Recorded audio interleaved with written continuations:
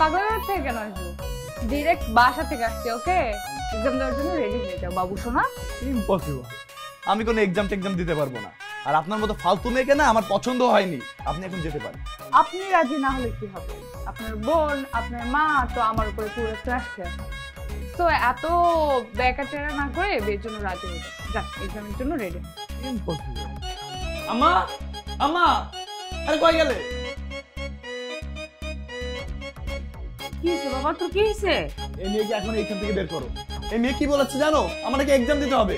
এই কথা আব্বা শোনা, জাদুমণি এই যে তিন্নি যা বলেছে তাই তোকে করতে হবে। ইম্পসিবল, আমি শুনতে পারবো না। আমি ওকে কখনোই বিয়ে করব না। তুই করবি না তো তোর মা, সরি তোর বাপ করবে, তোর দাদা করবে, সবাই করবে, এবং তুই ওর কথায় উঠবি আর বসবি। বাবা এমন করে না, এখন থেকে ওর কথাই শুনতে হবে, ওকেই বিয়ে করতে হবে। টাটা। তো রেডি হয়ে যাও, বুঝছো? Better for you.